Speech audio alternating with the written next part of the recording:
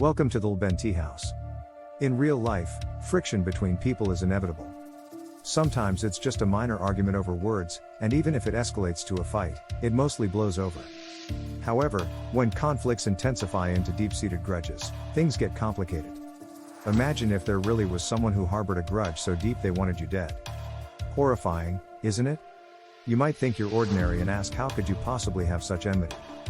But have you heard it said that grievances from past lives carry over into this one seeking retribution?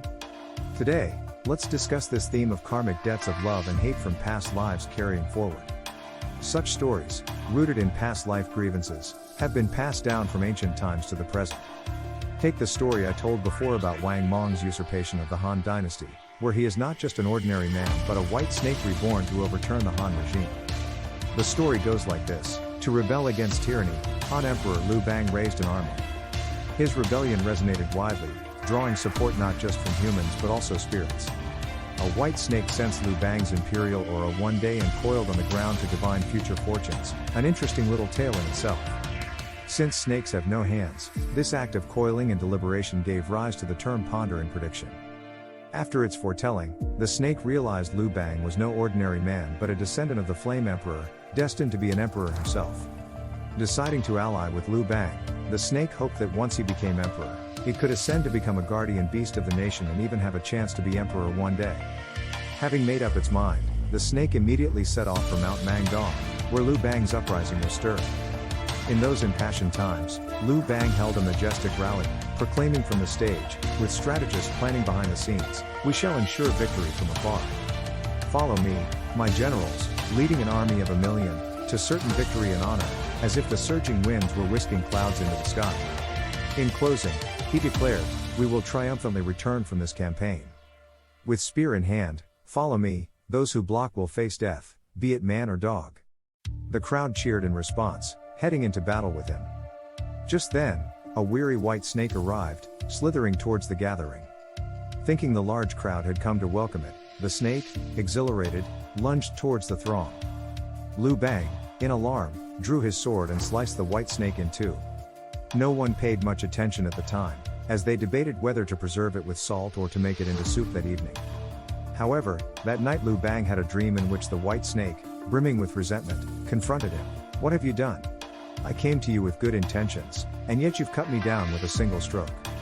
The white snake cursed, "Liu Bang, you've severed my snake body, I will sever your empire. From now on, every day will be filled with sorrow stretching 2 miles long, and all the rivers and seas will brim with hatred. Our feud will not end here." In his dream, Liu Bang realized the gravity of his misdeed and hurriedly tried to appease the snake's anger with soothing words. Liu Bang desperately tried to explain, "Oh, it was a misunderstanding indeed. The mountainous path was treacherous, it wasn't clear. Once we leave these woods and reach the plains, I will ensure justice is served on your behalf. For now, quell your anger, and I will apologize as soon as we exit the mountains." The white snake, upon hearing this, replied, "Fine, I'll come for you once we reach level ground," and with those words unspoken, it vanished as a wisp of black smoke. How Liu Bang subsequently raised his rebellion and conquered the realm need not be retold here. But as the Han dynasty passed down to Emperor Ping, the white snake observed, "Ah, we've reached level ground." It then reincarnated as the grandfather of Emperor Ping, which led to Wang Mong's usurpation and the poisoning of Emperor Ping, splitting the empire in two. This fulfilled the snake's curse: "You sever my snake body, I sever your empire." Many stories like this abound, including that of Li Yu of southern Tang reincarnated into a figure of the northern Song period. Also, the story of Qiangu, embroiled in the betrayal of Yue Fei by Qin Hui. These are all legendary tales of grudges across lifetimes. Given the chance, we can delve into these in detail. Some might say these are ancient myths. But could such things happen in our modern lives? Today's tale is a modern story set on September 21, 2014, not so long ago, just 3 years past. In Dragon Hole Village, Anxi County, Fujian Province, a sensational case occurred that resonated throughout the Minnan region. On that day, a grand wedding was held in Meiling Village, and folks from neighboring villages like Shenling, Bailing, Haoshan, and Jishan came in droves. Why such a commotion? In Anxi County, Minnan people are especially united, ready to help each other both at home and away, similar to the Kaoshan, Dongbei, and as discussed today, the Minnan clan. Such solidarity is less common in more economically developed areas. Minnan traditions dictate that when one family celebrates, everyone shows up to support. Hence, people from surrounding villages attend weddings. Such occasions are bustling with activity, with long tables set up for feasts signifying that the wedding festivities continue unabated for days, serving breakfast, lunch, and dinner, open for all to enjoy freely. Among them, there are always a few who love to drink, creating a smoky battlefield of liquor where a single command can send torrents of alcohol skyward, earning them the reputation of being able to hold their liquor. Every region has its drinkers, the drunkards of the Northeast, the lushes of Beijing. At such long feasts, they can drink from noon till night. Among the many enthusiasts was one Li Dazhong, in his early 30s, a factory worker whose sole passion was drinking. During the wedding, he drank to his heart's content. After everyone else had left, Li Dazhong and a few companions continued to drink together. No one knows how late they drank that night. The next day at noon, Li's elderly father returned home to find his son still deep in sleep, motionless as if the previous night's drinking had taken its toll. The old man would have scolded him in earlier years but decided not to interfere. He went back to sleep for a while, and when he awoke at 4:30 in the afternoon, the house was unusually quiet. His daughter-in-law and grandchildren should have been home by then. Wondering about the silence, he went to his son's room and called out a couple of times, but there was no response.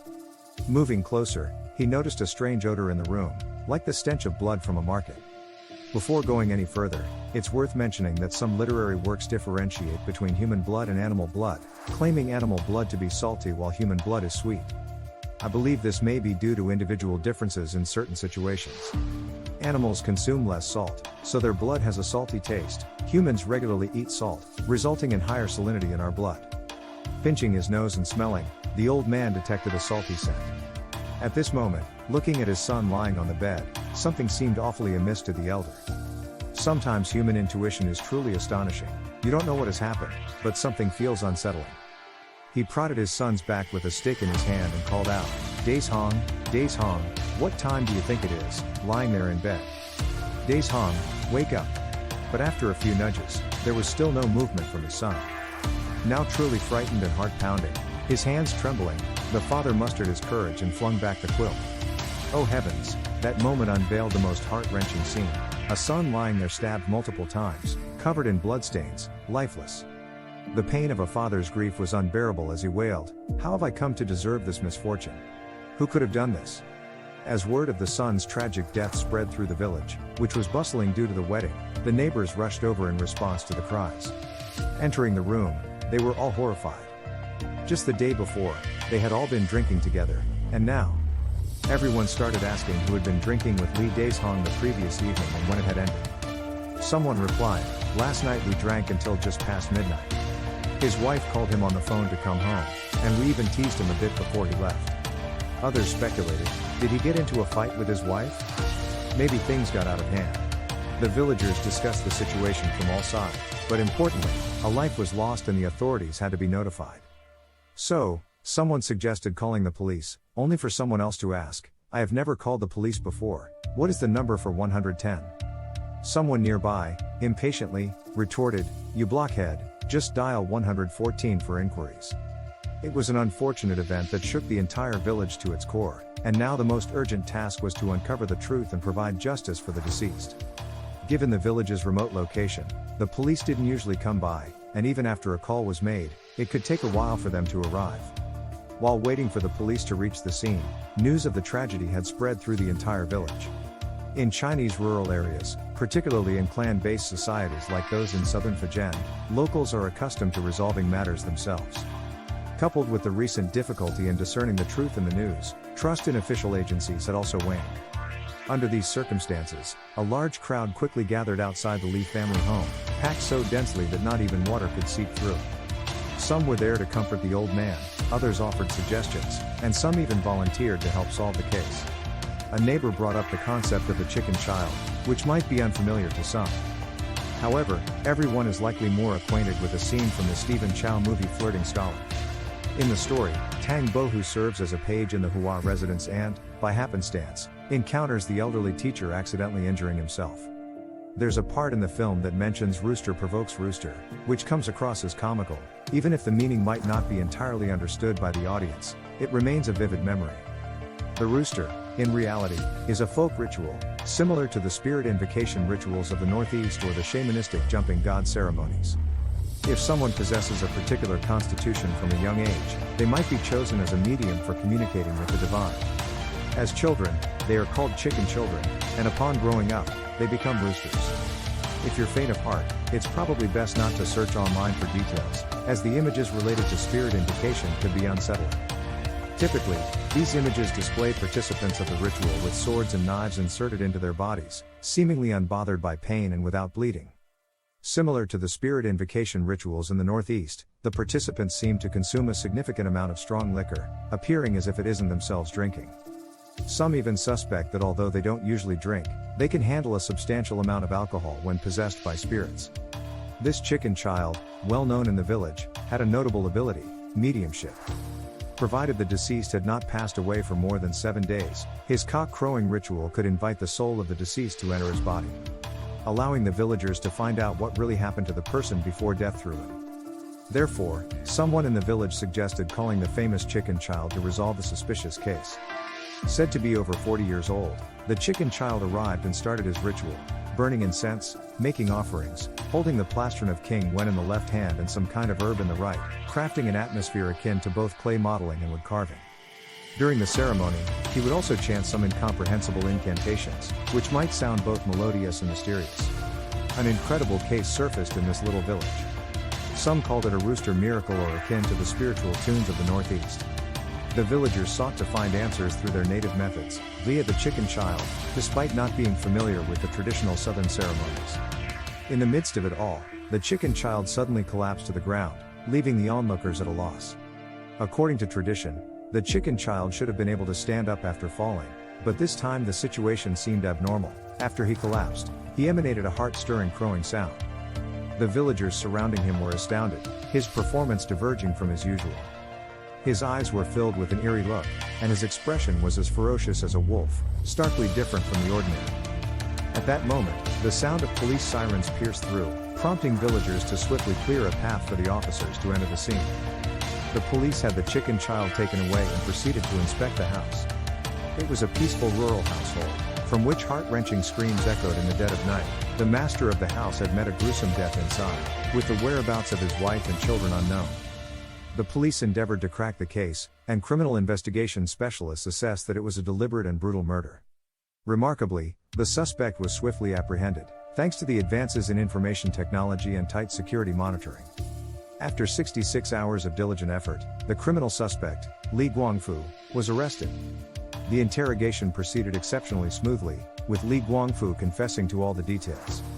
However, when asked about his motive for the killings, he offered an unusual explanation: a grudge from a past life. He claimed it was an act of vengeance because in a previous life, that family had murdered his own, and in this lifetime, he intended to annihilate their lineage. This chilling confession enveloped the entire case in a mysterious aura. Although Li Guangfu later refused to answer more questions, he was ultimately sentenced to death based on conclusive evidence according to the law. His claim of vengeful reasons rooted in a past life hence remained an enigma that people could only speculate about. With the legal verdict delivered, this motivation followed Li Guangfu to the end of his life, leaving the world with endless conjecture. Dear friends, the story shared today is not made up out of thin air, it's reorganized and adapted from a real case. While planning this story, I scoured the internet for information and to my surprise, I discovered that this case had been turned into a movie. Moreover, the cast is quite impressive, featuring stars like Zhang Wu, Chen Shaolin, and Lin Yichen. Some of you might not be familiar with Zhang Wu and Chen Shaolin since they are actors from an older generation, but Lin Yichen might ring a bell. Not only is she a beauty, but she also has a great singing voice, with a touch of northeastern flair. Her quite popular song, "When Flowers Bloom They're Fragrant, Love, When the Wind Blows They Run," although I can't really sing it, I'm sure some of you have heard it. The movie is titled The Mysterious Family, and it's a new release that hasn't officially premiered yet. The release date is set for April 21, 2017, and it's going to be screened simultaneously in cinemas nationwide. But hey, the movie goes on as planned, and our talks go on as well. Even though it's the same case, I can't preview the film, so there's no way for me to reference it.